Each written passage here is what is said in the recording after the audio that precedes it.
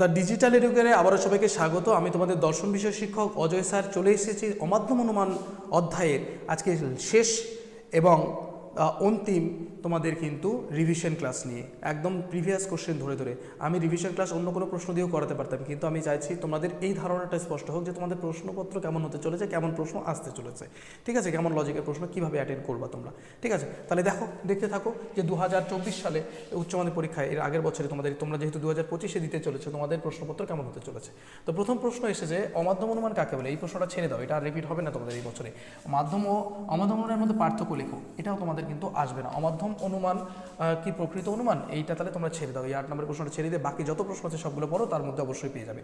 এবার লজিক দেখি, লজিকে কি এসছে দেখো, রূপান্তরিত করো আবর্তনের বিবর্তন। তোমাদের বললাম 2024 সালে আবর্তনের বিবর্তন এসছে, তার মানে এবারে তোমাদের কিন্তু বিবর্তনের আবর্তনটা খুবই ইম্পর্টেন্ট, রেখে দাও।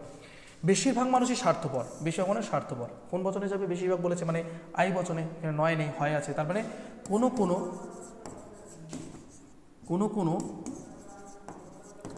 মানুষ হয় স্বার্থপর, কোনো মানুষ হয় স্বার্থপর। কোন বচন এটা? আই বচন। তারপরে কোনো মানুষ হয় স্বার্থপর। আই বচনের আবর্তন কিসে যাচ্ছে? আই বচনের আবর্তন হচ্ছে আই বচনে। তাহলে কি হবে?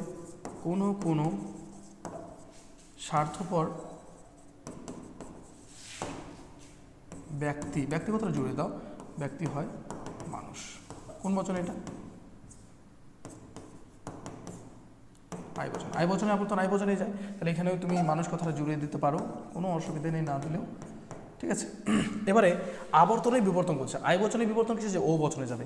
তাহলে ও বচনে করবো, আঁকাটা নিয়ে নিব। কোনো স্বার্থপর যা আছে, স্বার্থপর একই থাকবে। কোনো স্বার্থপর ব্যক্তি। আই বচনের বিবর্তন কি? ও বচন। কোনো স্বার্থপর ব্যক্তি নয় অমানুষ। এটা হয়ে গেল কোন বচন? এটা ও।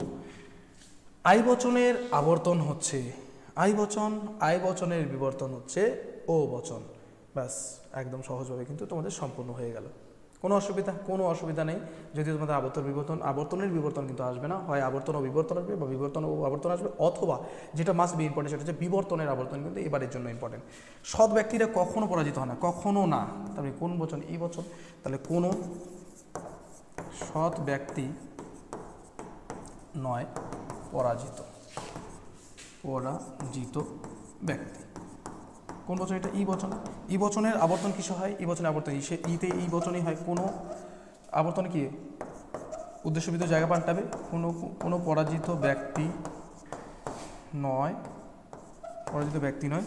সৎ ব্যক্তি। কোন বচন এটা? ই বচন। ই বচনের আবর্তন ই বচনে যায়। এবার ই বচনে বিবর্তন করো, ই বচনে বিবর্তন এ বচনে যাবে। সকল কি হবে? পরাজিত ব্যক্তি যা আছে, কারণ এটারই এই আবর্তনটাই আমাদের আবর্তিতের বিবর্তন করতে হবে, তারপরে আবর্তিত বিবর্তন লিখে নিতে হবে। সকল পরাজিত ব্যক্তি কি হবে? হয় অসৎ ব্যক্তি, ঠিক আছে। কোন বচন এটা? এই বচন। কমপ্লিট। দুটো দেখো 2-3 মিনিটের মধ্যে কিন্তু সম্পূর্ণ করে ফেললাম। তাহলে এইভাবে আমি 4টা নাম্বার কিন্তু খুব কম সময়ে 1 2 3 6টা না লিখলে আমি কিন্তু, তাহলে 4টা হলে করে 12টা লাইন লিখলে আমি 8 নাম্বার পেতে পারি। কেন আমি এত 50-60 লাইন ধরে নোট লিখবো, ঠিক আছে। তাহলে এই ছিল। পরের পেজে দেখে নিই, আরও দুটো রয়েছে। সব ছাত্রই সাহসী হয় না, তাহলে সব হয় না, সব নয়, তার মানে কি? ও বচন। কোনো নয়, তাহলে কোনো ছাত্র নয় সাহসী। কোনো ছাত্র নয় কি? সাহসী, তাই না? কোন বচন এটা? ও বচনের আবর্তন কি সম্ভব? ও বচনের আবর্তন সম্ভব নয়, তাই না? ও বচনের আবর্তনও কি নয়? সম্ভব নয়, তাই তো? ও বচনের আবর্তন সম্ভব নয়, গেল। তাহলে ও বচনের আবর্তন যদি সম্ভব না হয়, তাহলে ও বচনের আবর্তনের বিবর্তন কি সম্ভব হবে? এখানে লিখে দিতে পারো, এক্ষেত্রে আবর্তনের বিবর্তনও সম্ভব নয়, কারণ যেহেতু ও বচনের আবর্তন সম্ভব নয়, আবর্তনের বিবর্তনে কি হবে না? সম্ভব হবে না। এই দুটো লাইন লিখে দিলে এই নাম্বারটা তোমরা পেয়ে যাচ্ছ। খুবই সহজ দিয়েছে এটা।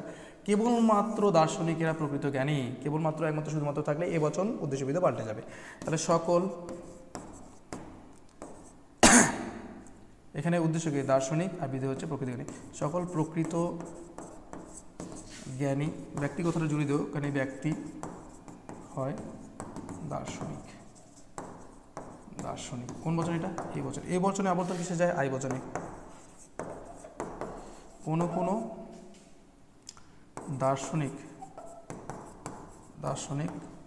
হয় প্রকৃত জ্ঞানী ব্যক্তি। কোন বচন এটা? আই। আই বচনের বিবর্তন কিসে যাবে? আই বচনের বিবর্তন হচ্ছে ও বচনে। তাহলে কোনো কোনো কোনো বিবর্তনের ক্ষেত্রে উদ্দেশ্য একই থাকে, কোনো কোনো দার্শনিক নয় অপ্রকৃত জ্ঞানী ব্যক্তি। ঠিক আছে, এটা কোন বচন? ও বচন। এই বচনের বিবর্তন হচ্ছে ও বচন। তাহলে এই ছিল কিন্তু তোমাদের 2024 সালের প্রশ্নপত্র, যা একদমই সহজ ছিল। 2025 সালে তোমাদের কিন্তু একদমই সহজ প্রশ্ন হতে চলেছে। তাহলে আজকে তোমাদের অমাধ্যম অনুমান অধ্যায় খুব সুন্দরভাবে শেষ হয়ে গেল। আমি অলরেডি তোমাদের নিরপেক্ষণের অধ্যায় শুরু করে দিয়েছি। তোমরা ভিডিওগুলো দেখতে থাকো, ক্লাসের ভিডিও ভালো করে দেখো, প্র্যাকটিসের ভিডিও ভালো করে দেখো। তারপরে তোমাদের জন্য খুব সারপ্রাইজিং লাইভ ক্লাস আসতে চলেছে। তোমরা কিন্তু লাইভ ক্লাসে আমাকে কোশ্চেন করতে পারবে, জিজ্ঞাসা করতে পারবে কী কী সমস্যা হবে। আমি একদম প্রত্যেকটা চ্যাপ্টার ধরে ধরে আরও ভালোভাবে রিভিশন টপিক ধরে রিভিশন আলোচনা করে দেবো। ঠিক আছে, তাহলে দেখা হচ্ছে আরও একটি নতুন ভিডিওতে। এবারে সুন্দরভাবে তোমরা প্রস্তুত হও। পঞ্চম অধ্যায়ে শুরু হয়ে গেছে, সেই অধ্যায়ে ভিডিও দেখো। তাহলে বাকি রয়েছে আমাদের অল্প কয়েকটি অধ্যায়, সেগুলো সুন্দরভাবে শেষ হয়ে যাবে। ঠিক আছে, তাহলে থ্যাংক ইউ সো মাচ। দেখা হচ্ছে নতুন ভিডিওতে।